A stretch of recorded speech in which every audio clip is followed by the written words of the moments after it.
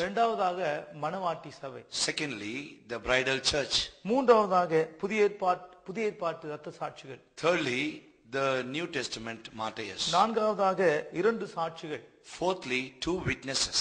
ஐந்தாவதாக பழைய ஏற்பாட்டு பரிசுத்தவான்கள். Fifthly, the Old Testament saints. பிறகு ரட்சிக்கப்படாதவர்களும், Then the unsaved பிறகு ரட்சிக்கப்பட்டவர்களும், and the saved. இப்படி 5 வரிசையிலும் மற்ற 2 வரிசையிலும் மட்டும் இந்த எல்லாரும் உயிர்ப்பிக்கப்படுவார்கள். First 5 orders and the last 2 orders together shall be resurrected. பிறகு 144,000 பேர் முத்திரை போட்டு ஆண்டவர் பாதுகாக்கிறார். Then the Lord shall preserve 144,000 people. இவர்கள் எல்லாரும் வந்து இந்த 1000 வருஷ அரசாட்சியிலே அரசாள்வார்கள். All these people shall come together and shall reign in the 1000 years millennial reign. இந்த 1000 வருஷ அரசாட்சி ஏதேன் தோட்டத்தை போல இருக்கும். This 1000 years of millennial reign shall be like the Garden of Eden. அந்த 1000 வருஷ அரசாட்சியிலே என்னென்ன காணப்படும் என்று வேதத்திலே अनेक காரியங்கள் எழுதப்பட்டிருக்கு. Many things are written about the millennial reign in the scriptures. ஏசாயாவின் புத்தகம் 11ஆம் அதிகாரம் 6ஆம் வசனத்தை வாசிக்கும்போது, அப்போது ஓநாய் ஆட்டுக்குட்டியோடு தங்கும், புலி வெள்ளாட்டுக்குட்டியோடு படுத்துக்கொள்ளும், கன்றுக்குட்டியும் பாலசிங்கமும் காளையும் ஒருமித்திருக்கும், ஒரு சிறு பையன் அவைகளை நடத்துவான், பசுவும் கரடியும் கூடி மேயும், அவைகளின் குட்டிகள் ஒருமித்து படுத்துக்கொள்ளும், சிங்கம் மாட்டை போல் வைக்கோலை தின்னும், பால் குடிக்கிற குழந்தை விரியன் பாம்பு வலையின் மேல் விளையாடும், பால் மறந்த பிள்ளை கட்டுவிரின் புற்றிலே தன் கையை வைக்கும், என் பசுத்த பர்வதமெங்கும் தீங்கு செய்வாரும் இல்லை, கேடு செய்வாரும் இல்லை, சமுத்திரம் ஜலத்தினால நிறைந்திருக்கிறது போல் பூமி கர்த்தரை அறிகிற அறிவினாலே நிறைந்திருக்கும். As we read from Isaiah 11 chapter 6th verse, the wolf also shall dwell with the lamb, and the leopard shall lie down with the kid, and the calf and the young lion and the fatling together, and a little child shall lead them, and the cow and the bear shall feed, their young ones shall lie down together, and the lion shall eat straw like the ox, and the sucking child shall play on the hole of the asp, and the weaned child shall put his hand on the cockatrice den. They shall not hurt nor destroy in all my holy mountain, for the earth shall be full of the knowledge of the Lord as the waters cover the sea. என் பரிசுத்த பர்வதமெங்கும் தீங்கு செய்வாரும் இல்லை, கேடு செய்வாரும் இல்லை. They shall not hurt nor destroy in all my holy mountain. சமுத்திரம் தண்ணீரினால் நிறைந்திருக்கிறது போல ஜனங்கள் கர்த்தர் அறிகிற அறிவிலே நிறைந்திருப்பார்கள். For the earth shall be full of the knowledge of the Lord as the waters cover the sea. அந்த 1000 வருஷ அரசாட்சி ஒரு செழிப்பான ஒரு காரியமா இருக்கும். The millennial reign shall be a prosperous reign. ஏசாயாவின் புத்தகம் 33ஆம் அதிகாரம் 24ஆம் வசனத்திலே, In Isaiah 33rd chapter verse 24, வியாதி பட்டிருக்கிறேன் என்று நகரவாசிகள் சொல்வதில்லை.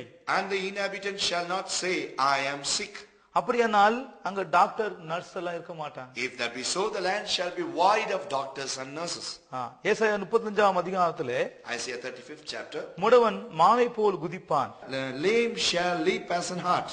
செவிடர் குருடர்கள் இருக்க மாட்டார்கள். There won't be dumb people or deaf people. அங்கே வறட்சி இல்லை. There is no dearth at all. 100 வயதானவன் கூட வாலிபன் என்னப்படுவான் என்று எழுதியிருக்கிறது. An 100-year-old man shall be counted as an young man. ஏசாயாவின் புத்தகம் 65ஆம் அதிகாரம் 20ஆம் வசனத்தில் எழுதியிருக்கிறது. Isaiah 65th chapter verse 20, it is written, 100 வயதான கூட வாலிபன் போல் இருப்பார்கள். Even though he may be 100 years, he shall be like an young man. ஏசாயா 55ஆம் அதிகாரத்திலே, In Isaiah 55th chapter, முட்செடிக்கு பதிலாக தேவதாரு மரங்கள் தங்கள் கொப்புகளை நீட்டி புசிக்க கொடுக்கும். Instead of the thorn trees shall come up the fir trees and shall give forth to eat. அன்றைக்கு மிருகங்கள் எல்லாம் ஒருமித்து மேயும். All the beasts of the field shall feed together. அங்கே ஒரு ராஜா நீதியோடு அரசாளுவார் என்று ஏசாயாவின் புத்தகம் 32 முதலாம் வசனத்தில் சொல்லப்பட்டிருக்கிறது. In Isaiah 32nd chapter, first verse, we find that a king shall reign in righteousness there. ஒரு ராஜா நீதியோடு அரசாளுவார். A king shall reign in righteousness. அப்படியான ஒருத்தர் கேட்டாரு, அப்ப நாமோ ராஜா இயேசுவும் ராஜாவா? If that be so, a person asked like this, we are kings and as well as Jesus are kings. நாம் எல்லோரும் ராஜாவா இருப்போம், இயேசு கிறிஸ்து ராஜாதி ராஜாவா இருப்பார். All of us shall be kings and Jesus shall be king of kings. அங்க மரத்துக்கிட்ட போனா பழம் அப்படியே வந்து வாயில விழுமா. If you go near a tree, the fruit shall fall into your mouth. அங்கே திருடன் இருக்க மாட்டாங்க. There will not be any thieves or robbers. அங்கே தாழ்பால் இல்லை. There is no nuts or bolts. அங்கே ஆட்சி செய்வது பரிசுத்தவான்கள் பறந்து பறந்து ஆட்சி செய்வார்கள். All the saints shall fly and reign over the place. அங்கே யுத்தம் இல்லை. No more wars. அங்கே எருசலேம் தான் ஆராதனை ஸ்தலம். Jerusalem is the worship place. ஒருவர் ஆராதனைக்கு வரலன்னு சொன்னா அவங்க வீட்டுல மழை வராது.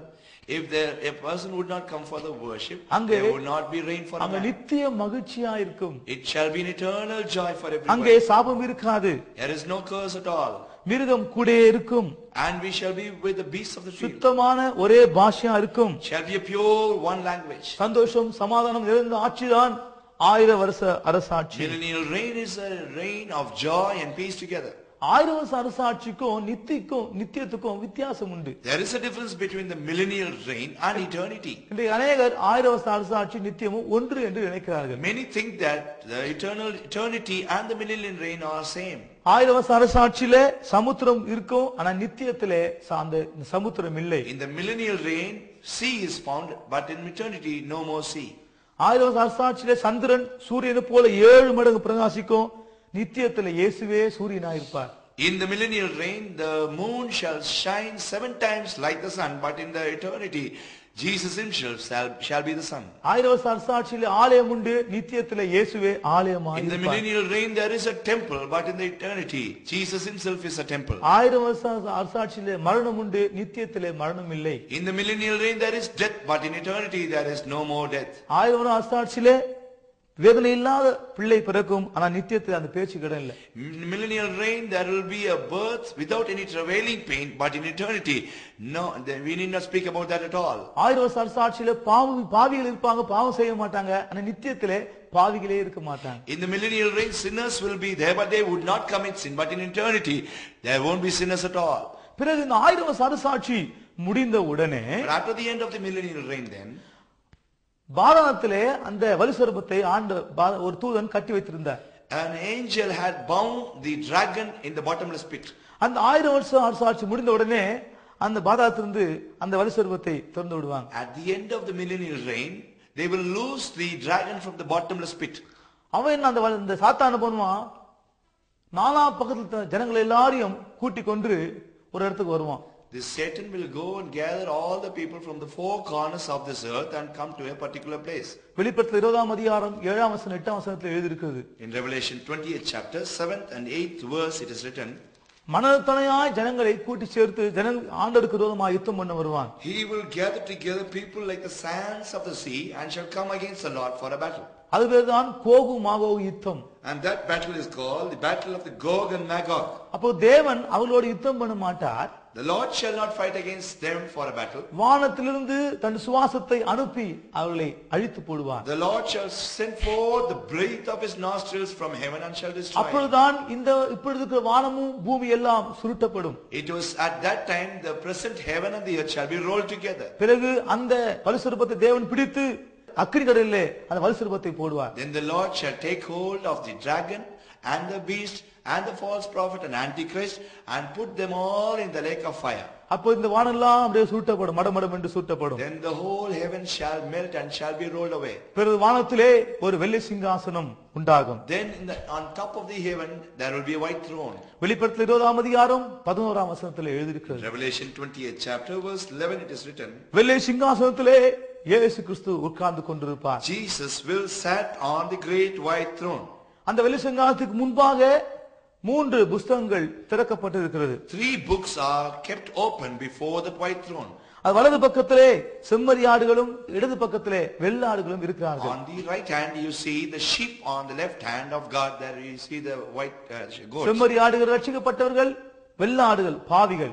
Sheep are the ones who are saved, goats are the ones who are sinners. அவர் வெள்ளை சிங்காசனத்தில் உட்கார்ந்து இருப்பார். இந்த முழு உலகத்தில் இருக்க எல்லா ஜனங்களும் அவருக்கு முன்பாக வந்து நிற்பார்கள். He will be seated on the great white throne. The whole people of this earth shall be gathered before him. பிரேத குழியில் இருக்கிறவங்க கூட எழுந்து வந்து அவங்க முன்னாடி நிற்பார்கள் என்று யோவான் 5ஆம் அதிகாரத்தில் சொல்லப்பட்டிருக்கிறது. John's Gospel 5th chapter it is written, those who are in the pits of the grave shall stand up and come before him.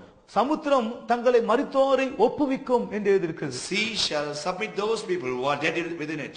ஒரு மனுஷன் ஆள் அட்ரஸ் இல்லைன்னா கூட அந்த வெள்ளை சிங்காசனத்துக்கு முன்னாடி வந்து நிக்கணும். If a man would be lost forever without any address or any place whatsoever shall come before that white throne judgment.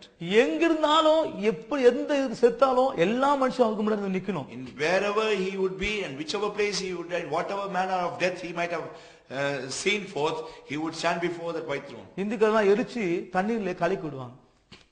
But in இந்துக்கள் Hindus, எரிச்சு they தண்ணீர் will burn the body and they will dissolve it in the water. தண்ணீரோடு தண்ணீராக கலக்கினாலும் இயேசுக்கு முன்னாடி வந்து நிப்பாங்க. Even if the ashes are dissolved in the water, they will stand before the ஆளு அட்ரஸே காணாம போயிட்டா கூட இயேசுக்கு முன்னாடி வந்து நிப்பாங்க. Even if they are completely destroyed without any address or whatsoever it is, they have to stand before the white throne. அவர் எல்லாரையும் நியாயந்துக்க போகிறார். He is going to judge everybody on this earth. அப்படியானால் எல்லாரையும் யாரெல்லாம் நியாயந்திருப்பார்? If that be so, whom shall be judged? மனுஷன் பேசுகிற வார்த்தைகளை குறித்து அந்த நாட்களிலே கணக்கு கொடுக்க வேண்டும் என்று எழுதியிருக்கிறது. It is written that every man should give an account of each and every vain word that he speaks before the Lord. மனுஷன் பேசுகிற வார்த்தையெல்லாம் ஆண்டவர் நியாயந்துக்க போகிறார். God is going to judge every vain word of man. ஒரு வார்த்தை, அதாவது ஒரு பொருளை கீழே போட்ட இடத்துலாம், ஆனா வார்த்தையை போட்டா எடுக்க முடியாது. If you put an article down, you can pick it up, but if you put a word down, you cannot pick it up. 2000 வருஷத்துக்கு முன்னாடி இயேசு பேசின வார்த்தைகளையே கண்டுபிடிச்சிருக்காங்க விஞ்ஞானிகள். 2000 years ago, the words which Jesus had already spoken have been recorded and they have found it out. நம்முடைய வார்த்தையெல்லாம் ஈஸியா கண்டுபிடிச்சிடுவாங்க. They can easily find out and trace our words also. உன் வாயின் வார்த்தையினாலே நீ பிடிபட்டாய். You were caught because of your words. உன் வார்த்தையினாலே உன்னை நான் நியாயந்திருப்பேன். You shall be judged because of your words. நீ अनेक வாயில் தந்த கெட்ட வார்த்தைகளும் தேவனுக்கு பிரியமில்லாத வார்த்தைகளை பேசிக் கொண்டிருக்கிறாய். Many mouths we find all evil words and clean words that are unpleasing to the Lord. வார்த்தையினாலே ஆண்டவரை கோபப்படுத்துகிறார்கள். They are bringing the wrath of God upon themselves because of their words. கழுவி பேச்சு, Old wives' fables, பொய் பேச்சு, all lies. இப்படிப்பட்டதான வார்த்தைகளை பேசி ஆண்டவர் துக்கப்படுத்துறாங்க. They speak all kinds of words like this and they grieve the Lord. தாவீது சொல்றாரு, நலமாதையும் பேசாதபடி அமர்ந்திருந்தேன். David says, I kept myself silent and dumb. I did not speak even good words. ஆனாலும் என் துக்கம் அதிகரித்தது. But still my grief was overflowing. நல்ல வார்த்தை கூட பேசக்கூடாதுங்க. We should not even speak good words. Bible குறித்து பேசலாம், Speak about the Bible. கர்த்தர் குறித்து பேசலாம், Speak about the Lord. நல்ல வார்த்தைகளை நாம் பேசணும். We should speak only good words. எல்லா வார்த்தைகளை குறித்து நியாய தீர்ப்பு நாளிலே கர்த்தருக்கு நாம் கணக்கு கொடுக்கணும். We have to give an account of each and every word that we speak before the Lord. பிரசங்கி 3:17 என்ன சொல்றாரு? In Ecclesiastes 3:17, what மனுஷன் நினைக்கிற எல்லா எண்ணங்களையும் அவர் நியாயந்திருப்பார். the Lord shall judge each and every thought of a human being. நாம் நினைக்கிற எல்லா எண்ணமும் பரலோகத்துல ஒரு சினிமா காட்சிகள் போல ஓடிக்கொண்டிருக்கிறோம். We think that all our thoughts shall run as a film show in heaven. சில படுத்தானா தேவையில்லாதலாம் நினைச்சு நிற்பாங்க. When some people lie down, they will think unclean things which they do not like. எல்லா எண்ணங்களையும் அவர் நியாயந்திருப்பார். He shall judge every thought. எசேக்கியேல் 33 அதிகாரத்திலே Ezekiel 33rd chapter, அவனவன் தன் வழிகளை குறித்து ஆண்டவர் நியாயந்திருப்பார். the Lord shall judge about everyone's way. இன்னைக்கு அநேகர் சொந்த வழியிலே போய் கொண்டிருக்கிறாங்க. Everybody is walking in his own way. நான் போற வழி தான் சரியான வழி. But the way that I go is the right way, they say. Bible சொல்லுகிறது, Bible says, மனுஷனுக்கு செம்மையாய் தோன்ற வழி உண்டு, அதன் முடிவோ மரண வழிகள். there is a way which is good for the sight of man, but the end of it is death. தவறான வழியிலே போய் கொண்டிருக்கிற அருமையான சகோதரனே, கர்த்தர் உன்னை சந்திக்கிறார். Beloved brother who is going in the wrong way, the Lord is visiting you. இயேசு தன்னுடைய பாதையிலே வழியிலே நடத்தும்படியாக உன்னை அழைக்கிறார். Jesus calls you that you might come in his path. அவனுடைய எல்லா வழிகளையும் படி அவர் நியாயந்திருக்க போகிறார். He is going to judge everyone according to his way. அதுபடியே ரோமர் 2 அதிகாரத்திலே In Romans 8 chapter, மனுஷனுடைய அந்தரங்களை அனைத்தையும் அவர் நியாயந்திருக்க போகிறார். the Lord is going to judge every secret things of man. ரகசியம் அந்தரங்கத்தில் என்னென்ன காரியங்கள் செய்து கொண்டிருக்கிறார், Whatever you are doing in your secret life, எல்லாவற்றையும் குறித்து ஆண்டவர் நியாயந்திருக்க போகிறார். God is going to judge everything about your life. மாத்திரமல்ல, Not only that, மற்றவர்களை நியாயந்திருத்தார், அவர் உன்னை நியாயந்திருப்பார் என்று இருக்கு. if we are going to judge others, he shall judge you. மற்றவர்களை யாரையும் நாம் நியாயந்திருக்க கூடாது. We should not judge anybody. எல்லாரையும் ஆண்டவர் ஒருவர் மாத்திரம் தான் நியாயந்திருப்பார். The Lord alone is the person who is going to judge everybody. இப்படியெல்லாம் அநேகரை கர்த்தர் நியாயந்திருக்க போகிறார். If that be so, God is going to judge many people. 20 நியாய தீர்ப்புகள் வேதத்தில் எழுதியிருக்கிறது. In the word of God we find 20 judgments. ஆதியிலே தேவன் தூதர்களை நியாயந்திருத்தார். In the beginning the Lord judged the angels. ஆதாம் ஏவாள் மனுஷர்களை The நியாயந்திருத்தார். Lord judged Adam and Eve. Sodom குன பட்டணத்தை The நியாயந்திருத்தார். Lord judged Sodom and Gomorrah. இப்படியாக ஒவ்வொரு காலத்திலும் ஒவ்வொரு ஜனங்களை அவர் நியாயந்திருத்துக் கொண்டு வருகிறார். In dispensation the Lord was judging ஆனால் each and இந்த everybody. கடைசி நாட்களிலே சபையிலே பரிசுத்தவான்